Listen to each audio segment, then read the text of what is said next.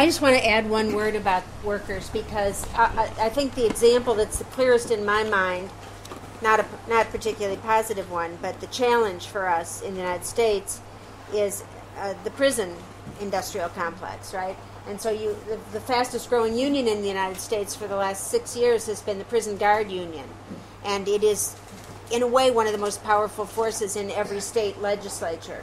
So even in this incredible economic crisis that we're in, where the states, California, New York, Illinois, are in collapse and don't have a budget and aren't paying their bills, each governor, including Republican governors, are trying to close prisons. And the outcry about letting out criminals is so crazy. These are, usually people who are in for nonviolent offenses. They're usually about to get out. There's nothing crazy about it. Everybody knows that we have to shut down a significant portion of the prison population. And yet these are small-town jobs all across America with a very, very powerful union behind them.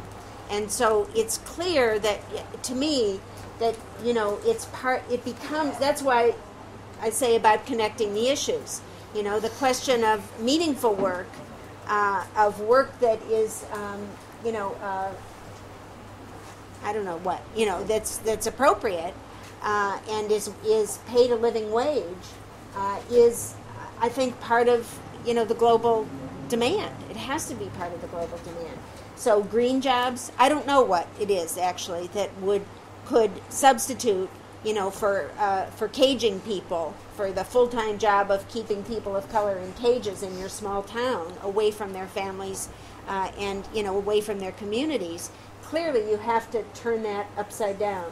And yet, I think you have to recognize, I guess, at the same time, how built in this is now to the fabric of small-town economies and to people's lives. People say across America, this is the first time in 30 years that their children have stayed home because there's a good paying, good benefits. It's not good paying like you were describing, but there's a living unionized job with benefits right there in your own hometown. So I think that's a big challenge for us. Public legitimacy and a peace movement, or an anti-war movement, or a demilitarization movement. I think, when I said there's no peace movement, I didn't mean that there's not a tremendous amount of anti-war activity going on. There is. I meant it isn't together. It doesn't see itself exactly as a movement. But really, in every small town across America, there are people trying to get the military out of the schools, for example. A big issue here, with a highly militarized society, right? But one of the things that's happened since 9/11 is that the military pays to be in the public schools. In Chicago has more military schools than anywhere in the country right now, so the military pays part of the school budget, adds to the school budget. They have little kids marching around in uniforms. They have junior ROTC. And they have courses based on the military, and yet, and so there's been a big drive, and they then use it to recruit in our so-called volunteer army.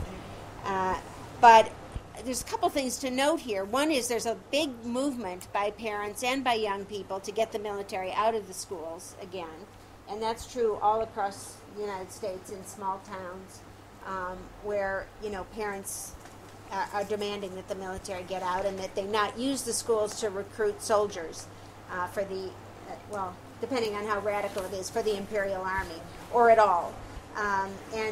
So I think that's important kind of work. There's also, Code Pink and all kinds of activist groups that are constantly putting in front of the public in creative ways the war issues. And then I don't think you can underestimate how important the movement of Iraqi and Afghan vets against the war coming back is. They're a growing force in the United States.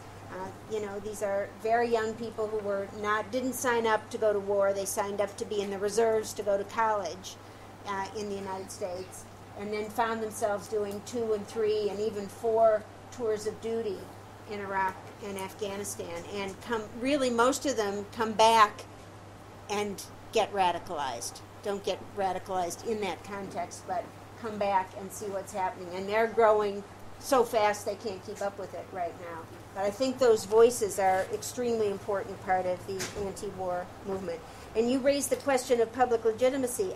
When I said I think all actions have to be evaluated afterward about I don't mean in a public opinion poll at all.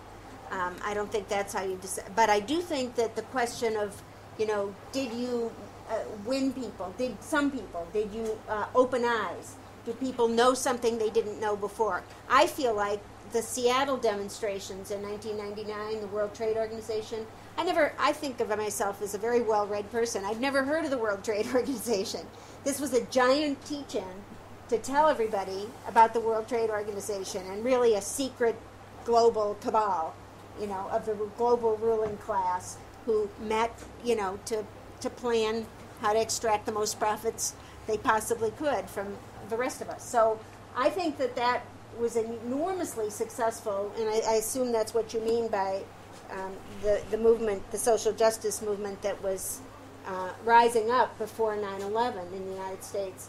So that's the test I mean. Nobody did an opinion poll to say, did you like this or did you change your mind because of this?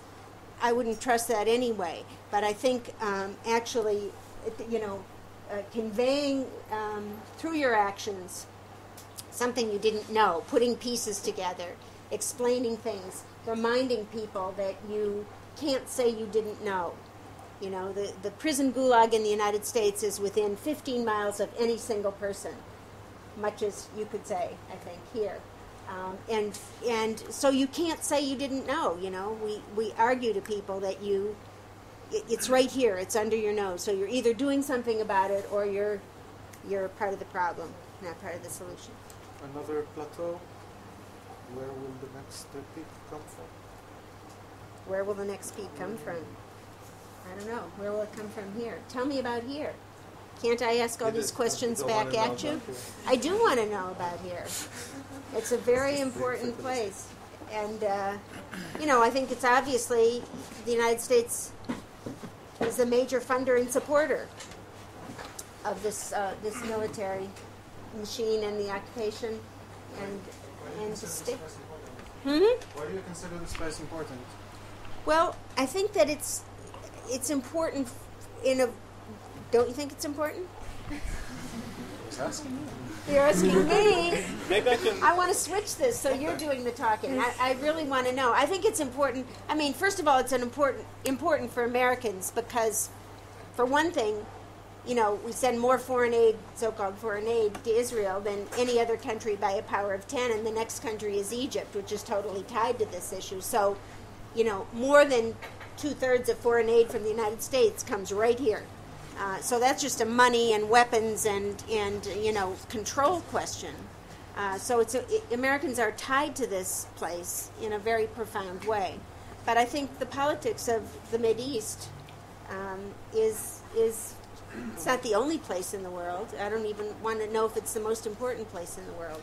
But it is a major fulcrum, I think, of U.S. and its various puppets and allies' military power.